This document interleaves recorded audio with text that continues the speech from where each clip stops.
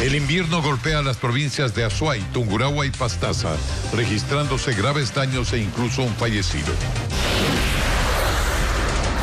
Los ministros de Salud, Jimena Garzón, y de Finanzas, Simón Cueva, renunciaron a sus cargos. Mañana se conocerán sus reemplazos y otros posibles cambios en el gabinete. La audiencia contra el presidente de la CONAIE, Leonidas Issa, se declaró fallida y se remitió una consulta a la Corte Constitucional. Cientos de indígenas acompañaron al dirigente. El presidente de la Corte Nacional de Justicia, Iván Saquicela, retomó sus funciones luego de una suspensión que se extendió por 44 días. Buenas noches, amigos. Iniciamos una nueva semana en Televistazo Estelar. El invierno vuelve a golpear el país. Las intensas lluvias causan estragos en la Amazonía, lo que ha ocasionado inundaciones y cierres viales. También en Tungurahua, el fuerte temporal aumentó los caudales de los ríos y causó incluso un fallecimiento. Veamos imágenes con Carla Delgado.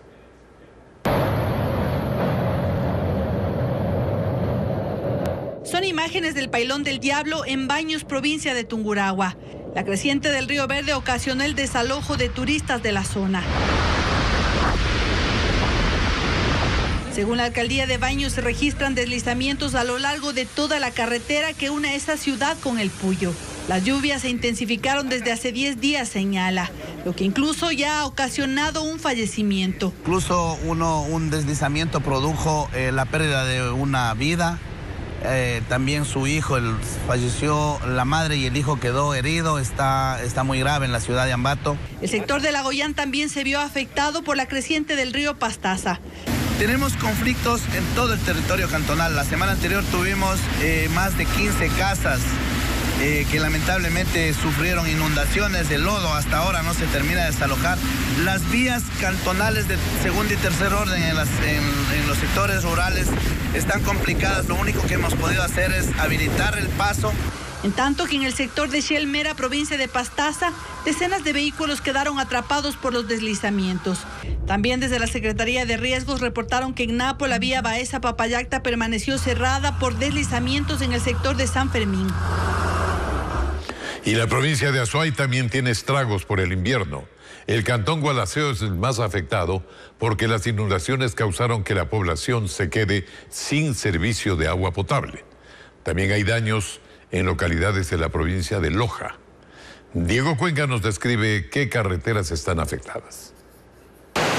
Los habitantes del cantón Gualaceo en Azuay amanecieron sin el servicio de agua potable, luego de soportar al menos 20 horas de lluvia que inundó calles y viviendas.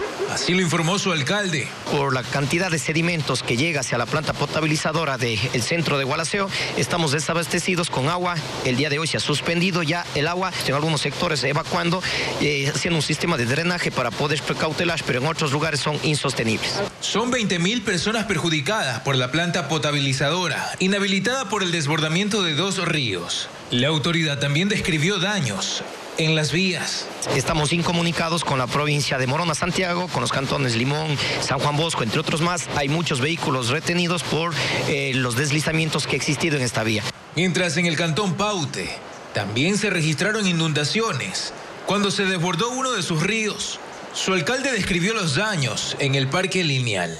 Pedirle a la ciudadanía que hagamos un esfuerzo por no hacer un mal uso del agua en estas condiciones. Nosotros estamos haciendo un esfuerzo para potabilizar, pero de existir alta turbidez nosotros dejaríamos de procesar el agua porque no hay condiciones para hacerlo. Hasta junio el invierno afectó en todo el país a 38.000 personas, 8.000 viviendas y 193 casas destruidas. Además, 51 ciudadanos fallecieron. Las provincias con más muertes a causa del temporal fueron El Oro, Azuay, Pichincha e Imbabura. Mientras tanto, los estragos continúan en la provincia de Loja. Esa madrugada la lluvia causó un deslizamiento de tierra que bloqueó la vía Loja-Zamora. En esa misma ruta, a la altura de la parroquia Sabanilla, una casa fue arrastrada por el agua y terminó en medio de la calzada. Y este jueves arranca la definición de los aspectos formales en los que se desarrollará el diálogo entre el gobierno y las organizaciones sociales que se movilizaron durante 18 días. Según el régimen, hay apertura para ir más allá de los aspectos que fueron planteados por la CONAIE. Sin embargo, hay sectores que se consideran excluidos en este proceso. Nos informa Lenin Artieda. Que el jueves arranca la primera etapa del diálogo post-movilización, confirman las partes. Primero lo primero, definir las formas. Es para trabajar en común una metodología y un cronograma para desarrollar, digamos, estas actividades. En el cronograma se verá, digamos, la cantidad de delegados. Sobre los contenidos, el gobierno señala que no se quiere quedar en lo propuesto porque los 10 puntos de la CONAIE no lo abarcan todo y cuentan que quieren ir más allá. Nosotros tenemos la intención de, por decirlo así, sacarle el jugo a esta mesa de diálogo y afrontar algunos temas que son de interés para el sector indígena, para la ruralidad y sobre todo para los sectores que han sido más relegados en todo este proceso de desarrollo durante todo este tiempo. Pero hay quienes consideran que el diálogo tal como está planteado es excluyente porque solo mira hacia una parte de la población y está marginando a otros actores. ¿Dónde están los sectores productivos? ¿Dónde están los colegios profesionales? ¿Dónde están las universidades públicas y privadas? ¿Dónde están? Entonces yo creo que quizás me atrevo a decir que esta sensación mía, que puede ser de muchas personas que nos escuchan, es de absoluta orfandad. Por ahora el diálogo está planteado solo con la CONAIE, la FENOCIN y la FEINE. Y el régimen advierte que voluntad no le falta mientras la contraparte espera que haya soluciones y no solo promesas.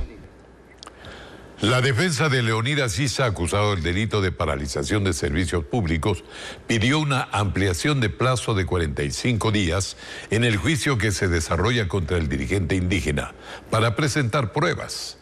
Patricio Viera con la noticia.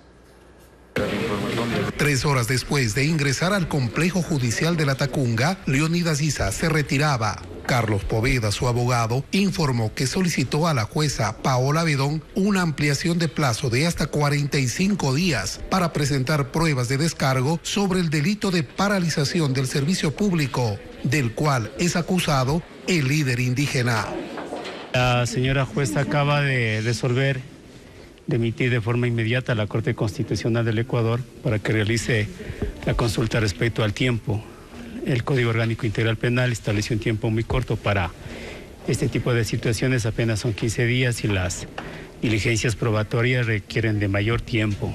Leonidas Issa, presidente de la CONAIE, indicó que no ha cometido ningún delito, puesto que el derecho a la resistencia lo consagra la Constitución. No se puede confundir una movilización social a nivel nacional que fue de manera pública convocada, en este caso con tiempo, con anterioridad, luego de un debido proceso llevada con el Ejecutivo, no pueden convertirse en un acto terrorista, en un acto vandálico. A lo que inmediatamente respondió el fiscal provincial de Cotopaxi, Augusto Semanate.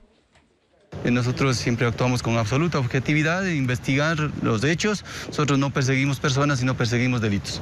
Consultado si este proceso legal en su contra complica la conformación de las mesas de diálogo previsto a instalarse para este jueves con el gobierno nacional, respondió: de buena fe que realmente se resuelve estos temas, realmente no tambaleará esta situación del acuerdo que se firmó la semana pasada. En los exteriores del complejo judicial lo esperaban decenas de indígenas, quienes lo invitaron a recorrer pacíficamente las calles de La Tacunga hasta llegar al barrio El Salto, donde se desarrolló una concentración. La Comisión Pluripartidista de la Asamblea Nacional, que analiza la denuncia contra la segunda vicepresidenta de la Asamblea, Yesenia Guamaní, deberá emitir su informe el sábado. En jornada de hoy se ventilaron las pruebas de cargo y descargo. Francisco Garcés siguió la sesión y nos resume. En los próximos días la Asamblea podría quedarse también sin su segunda vicepresidenta. Esto pasaría si la Comisión Pluripartidista que analiza la denuncia contra Yesenia Guamaní sugiere su destitución y si esa postura es apoyada por la mayoría de legisladores en el Pleno. La correísta Yajaira Urresta acusó a Guamaní de pedir que se suspenda el proyecto para derogar la reforma tributaria hasta tener un criterio de la Corte Constitucional. Lo que propuso la asambleísta Guamaní era abiertamente ilegal e inconstitucional. inconstitucional. Esto no puede suceder. Las inconstitucionalidades no pueden seguir pasando en esta Asamblea Nacional. Pero para Guamaní la razón es política. La vicepresidencia forma parte del reparto de la nueva mayoría de la Asamblea Nacional, que puede tener los votos, pero no tiene la razón. Que esta comisión pluripartidista no actuará en derecho. Este lunes Urresta reiteró su acusación. Mientras tanto, André Benavides, abogado de Guamaní, describió al menos 10 irregularidades en el proceso, entre ellas que el secretario de la comisión fue ilegalmente nombrado, o que la presidenta de la comisión también firmó la denuncia contra Guamaní, y hasta que la comisión está integrada solo por mujeres. En este momento la Asamblea Nacional está herida de muerte, y este sería el último golpe para ya de una vez destrozar lo que le queda de institucionalidad al primer poder del Estado. De las 5 asambleístas de la comisión, 3 estarían por la destitución. Dejo constancia que esta comisión ha obrado en todo momento respetando el debido proceso, garantizándole al asambleísta guamaní su legítimo derecho de poder ejercer su defensa.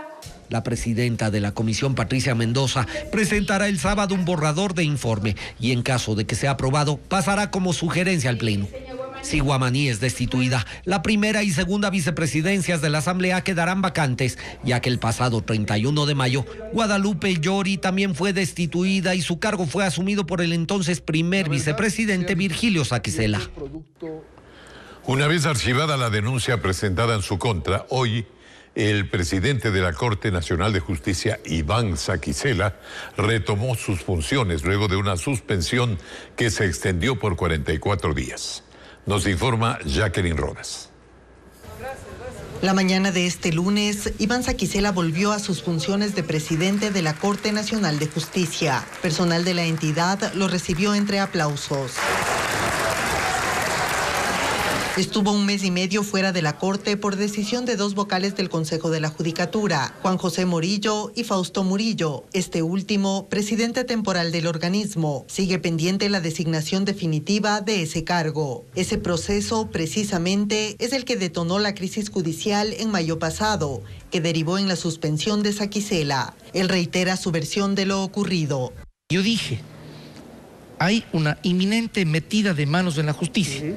Y yo estoy seguro que ustedes y el país entero saben que tuve razón. Se metió las manos de la justicia. Ahora regreso precisamente por el imperio del derecho, porque el Pleno de la Corte Nacional de Justicia adoptó en forma unánime la resolución de que yo no he tenido ninguna incorrección en mi actuar, que no he cometido ninguna infracción. Su primera actividad del día fue reunirse con sus compañeros magistrados, gracias a quienes pudo volver.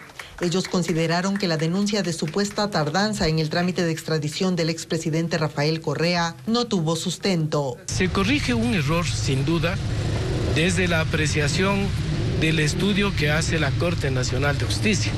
El Consejo de la Judicatura es un órgano de carácter administrativo, tiene el manejo del orden disciplinario de la función judicial y actúa en función de las apreciaciones que ellos tienen, que son en este caso absolutamente diferentes a la consideración que ha hecho la Corte Nacional de Justicia. Sin esa declaratoria, el Consejo de la Judicatura tuvo que revocar la suspensión de Iván Saquicela y archivar la denuncia. El gobierno oficializará mañana martes cambios en el gabinete ministerial. Sin embargo, al momento ya se conocen algunas autoridades que saldrían al menos en 3 entidades. Byron Andino con estas novedades del gobierno. El secretario general de la Administración Pública, Iván Correa, anunció que tras el primer año de gobierno del presidente Guillermo Lasso, habrá más modificaciones en su gabinete. Desde hace unos días se ha señalado que Simón Cueva, quien ha estado al frente del Ministerio de Economía y Finanzas, dejaría ese cargo, dato que fue confirmado en su despacho. Además, en las últimas horas se ha indicado que pasaría lo mismo con Jimena Garzón, quien saldría de la cartera de salud tras la declaración de la emergencia en ese sector. Ella encabezó el proceso de vacunación en el país. También habría otra baja, corresponde a la Secretaría de Educación Superior, Ciencia y Tecnología, donde se iría del cargo Alejandro Rivadeneira. Los cambios serán oficializados este martes por el Gobierno Nacional. Una de las autoridades que deja el gobierno es Simón Cueva, quien hasta hoy estuvo a cargo de la cartera de Economía. Durante su administración se reorganizaron las finanzas del Estado para acortar el gasto y algo que, si bien redujo el déficit fiscal, le pasó factura al régimen de Lasso en otras áreas que reclamaban más atención y recursos. Estrechez financiera o exceso de ahorro. Juan Carlos Esprúa nos amplía. La última rueda de prensa de Simón Cueva como ministro de Economía fue a inicios de junio, una semana antes de comenzar el paro nacional. Se refirió a los desembolsos que el gobierno realizó a las prefecturas, municipios y juntas parroquiales. Un total de 3.153 millones. Es decir, es un incremento de 214 millones. Cueva duró poco más de un año como titular de la cartera de Economía. Su objetivo siempre fue reordenar las finanzas del Estado. Es así como el déficit fiscal, que en 2020 fue de unos 7.000 millones. En 2021 bajó a 4.000 millones y Cueva esperaba cerrar este 2022 con unos 2.500 millones de déficit. Creo que el país necesitaba caminar a un ordenamiento fiscal, pero no a este costo, que de alguna manera también ha sido uno de los detonantes de la crisis y el reclamo de la huelga nacional del mes de junio que acabamos de pasar.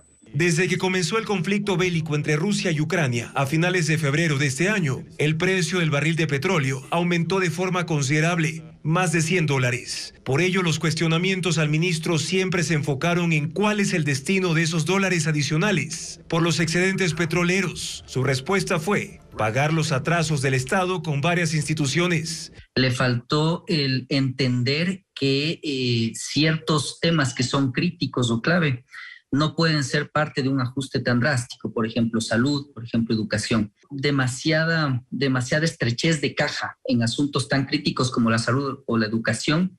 35% del presupuesto en salud del año 2022 se ha gastado en 6 meses. Es decir, ahí ya no es opinión personal, eso es un dato puro y duro. Simón Cueva también impulsó un primer paquete de reformas económicas que fracasó. Luego, una ley tributaria que comenzó a aplicarse en este año y que ya genera más recursos al fisco. Es que la relación del ministro, políticamente hablando, con los otros actores, me refiero a partidos políticos, me refiero a gremios, etcétera, realmente estaba muy cortada, es decir, no dialogaba. Ahora, quien vaya a ocupar la cartera de Economía y Finanzas tendrá que desembolsar los recursos que Guillermo Lasso se comprometió a utilizar para cumplir con los pedidos de los movimientos indígenas como condición para poner fin al paro nacional.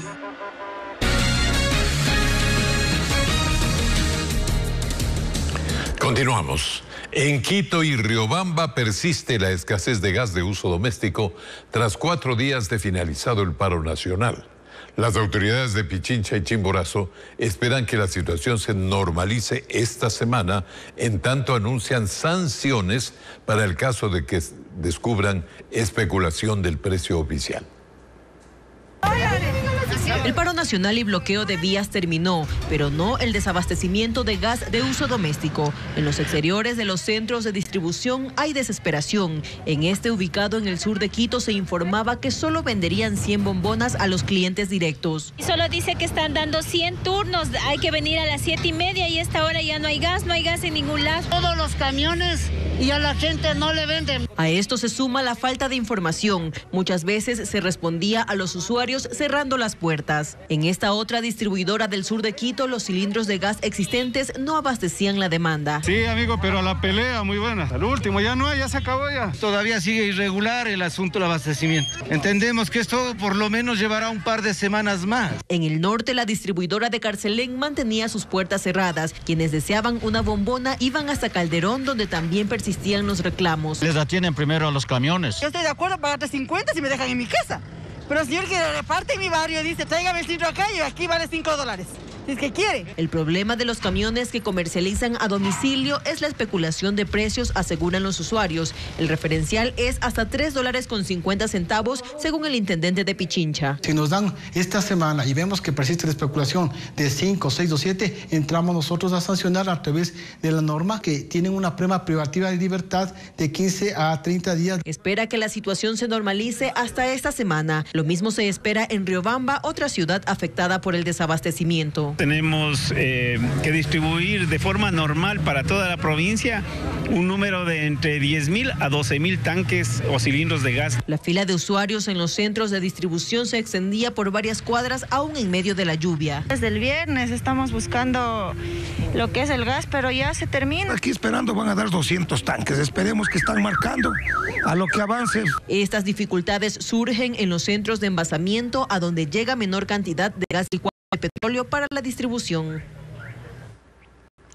Tras las manifestaciones indígenas, cientos de contenedores quedaron represados en la terminal portuaria de Guayaquil, especialmente de productos importados que no pudieron llegar a sus destinos de la sierra por el bloqueo de las vías en los días del paro. William Young nos informa que la mayoría son insumos agrícolas y artículos de origen asiático. Así lucen hoy los patios de la terminal portuaria de Guayaquil. Se acumuló tanta carga que llegaron a tener unos 300 contenedores represados por día que no podían ser despachados. Eso representó la mitad de la capacidad que se mueve diariamente en este puerto. Ahora tratan de normalizar la entrega de toda esta mercadería importada. El hecho de tener tanta carga represada obliga también a tomar medidas adicionales, operar hasta más tarde, abrir los fines de semana y de esa forma ir aplanando la demanda que hoy día se existe para podernos normalizar, digamos, en el día a día de los despachos. La materia prima que necesita el sector textil llegó a Ecuador, pero no pudo ser transportada durante las manifestaciones. Calculan una pérdida de $90 millones en ventas. Nosotros tenemos importaciones de distintos orígenes, asiáticos algunos, europeos otros, Estados Unidos, obviamente Latinoamérica, y todo se quedó represado principalmente en puertos marítimos. Algo similar a lo que vivieron los productores de brócoli porque no pudieron recibir los insumos agrícolas como por ejemplo fertilizantes y eso redujo su productividad. Eso generó pérdidas de contratos, incumplimiento con clientes en el extranjero y gran parte de esa carga se perdió. Tenemos materia prima que ya está desgastada, materia prima que ya no se puede exportar, materia prima que seguramente ni el mercado local me lo va a querer consumir. Entonces, es materia prima que voy a tener que botar. Aunque existe un plan para regresar a la normalidad en la terminal portuaria de Guayaquil, creen que eso tomará al menos una semana más. Ten presente que la carga de importación sigue llegando, los buques siguen viniendo. Entonces, ese excedente que se generó por la represión de la carga es la que tenemos que ir evacuando adicional a la carga normal que está saliendo. Con este plan operativo, esperan también agilitar los procesos de exportación. El edificio matriz del Registro Civil en Quito amaneció con largas filas de usuarios que buscaban obtener un pasaporte. Fabiola Santana informa que el problema de represamientos también aquí se agudizó durante las manifestaciones cuando no acudieron 2.500 personas que habían estado agendadas para el trámite en la capital. Pasan las horas y en lugar de disminuir el número de usuarios en los exteriores del registro civil, incrementa. Son los ciudadanos que tenían turno para obtener este lunes su pasaporte, pero a ellos se sumaron parte de los 2.500 que no pudieron acudir por las manifestaciones. Por lo que no había ni en los transportes, nada, y ahora tengo que esperarme todo el día aquí en la calle. Llega el mediodía de este lunes y quienes estaban agendados seguían en la fila. Habían esperado semanas para este día, pero se encontraron con más espera. Se dice una hora, deberían respetar porque aquí tenemos el turno de 11 a 12. Hay gente que no tiene turno y no les informan y siguen haciendo fila. Esto también complica a quienes necesitan un turno urgente por temas de salud. Ya son 3 días consecutivos en el registro civil. Tengo cita a las 10, estamos aquí, toda la gente se mete, no hay respeto. La espera es larga, pues el segundo filtro de la entrega de pasaportes lucía lleno, al igual que la sala donde se entrega el documento de viaje. Sí, de la tercera edad sí respetaron. Fue 1 hora y media más o menos que nos demoramos en sacar. El director del registro civil confirmó que hay 25.000 trámites represados desde desde la declaratoria de emergencia por falta de insumos. Esperan solventarlos a mediados de agosto, cuando el proveedor les entregue otro lote de libretines. Agosto también están copados los turnos. ¿Qué es lo que vamos a hacer? Nosotros estamos esperando una siguiente entrega de parte del Instituto Geográfico Militar. Pasaríamos de 50.000 turnos a 60.000. Además, todo el mes de julio se mantendrá la atención en jornadas extendidas. Según las autoridades, el problema de la escasez del material para la elaboración de esos documentos se originó por la guerra entre Rusia y Ucrania. Ecuador entró en su sexta ola de COVID-19, según lo advierten las autoridades sanitarias. A pesar de que la mayoría de casos ahora son ambulatorios, hay preocupación por el alto porcentaje de positividad para el virus. Carla Delgado nos cuenta.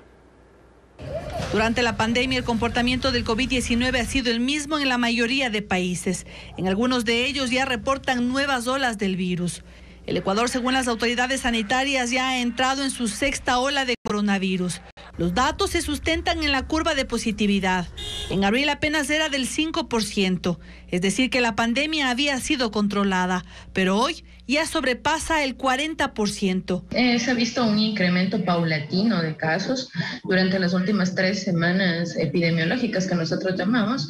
Y aunque la mayoría de pacientes contagiados ya no necesitan ser hospitalizados, sí les preocupa la rapidez con la que nuevamente se transmite la enfermedad. Estamos hablando de casi 1 de cada 2 personas que hemos testeado es positiva, pero hay que tomar en cuenta que el número de personas que testeamos también ha bajado, es decir, ya no podemos tomar muchas pruebas porque las personas se han vuelto asintomáticas también.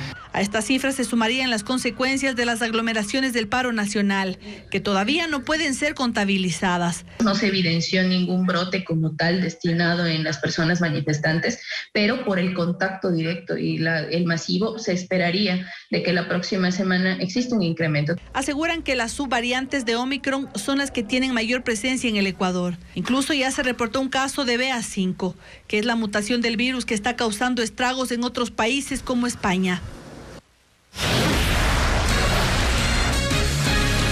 Después del corte comercial, con 28 impactos de bala, un padre y su hijo fueron acribillados dentro de su casa en Quevedo, provincia de Los Ríos. Ampliaremos la información en instantes.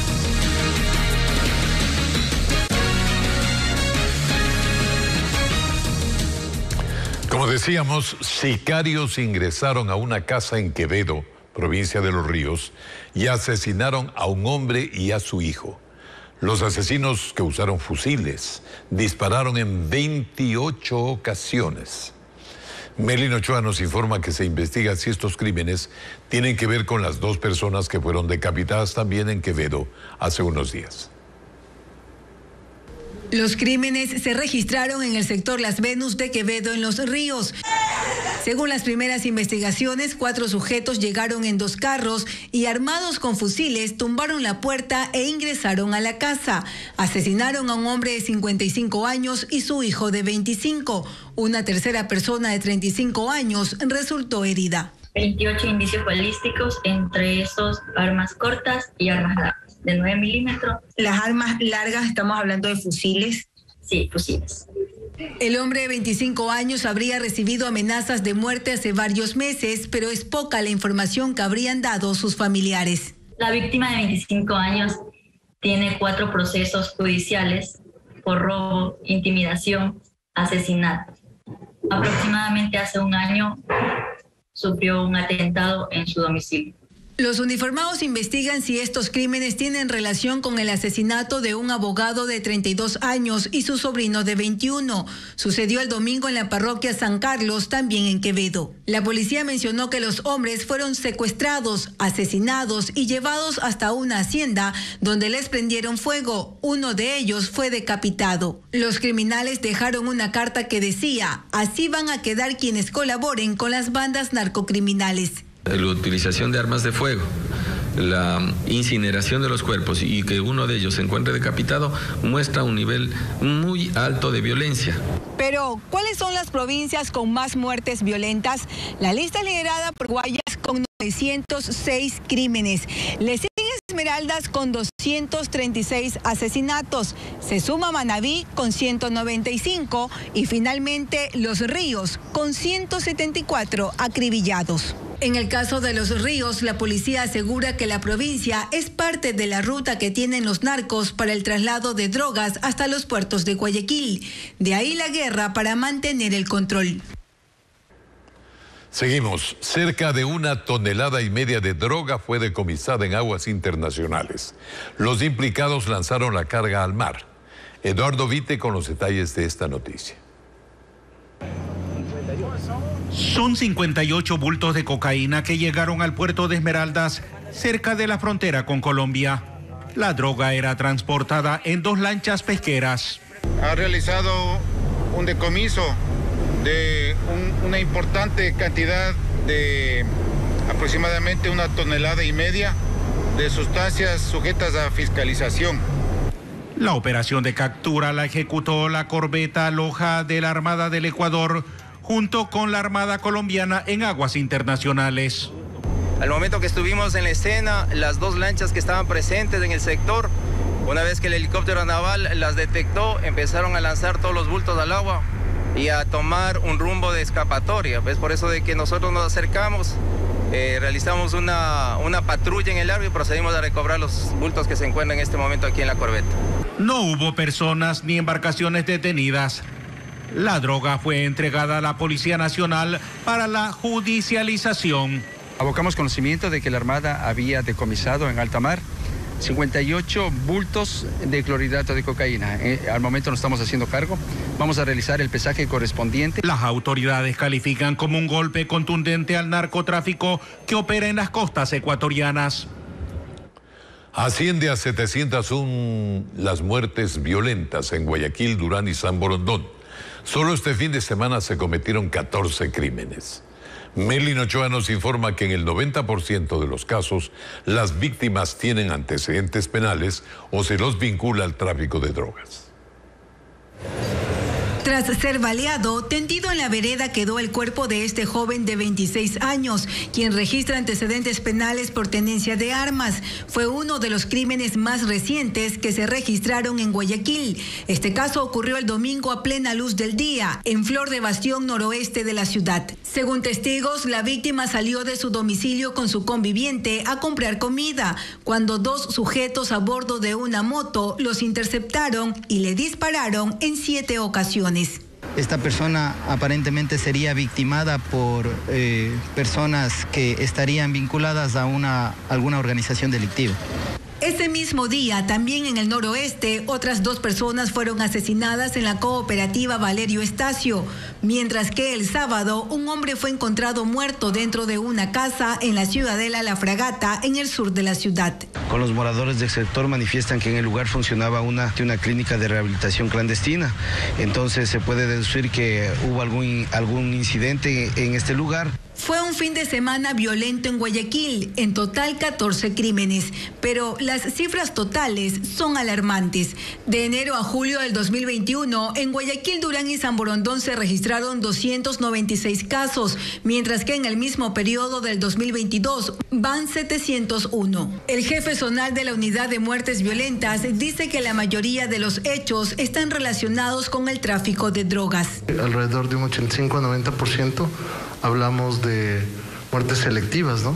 De acuerdo al caso. ¿Qué significa esto? Que estas personas se encontraban en algún medio delincuencial y que obviamente sea por territorio, por revancha, son victimadas por sus contrarios de alguna manera. También indica que una variante es que los fallecidos registran actividades ilegales, incluso desde que eran menores de edad. También podemos observar que desde muy jóvenes entran en el tema delincuencial, lo que conlleva que en su momento estas sean víctimas de estas muertes. El jefe policial señala que los sicarios persiguen a sus víctimas por varios días hasta acabar con su vida.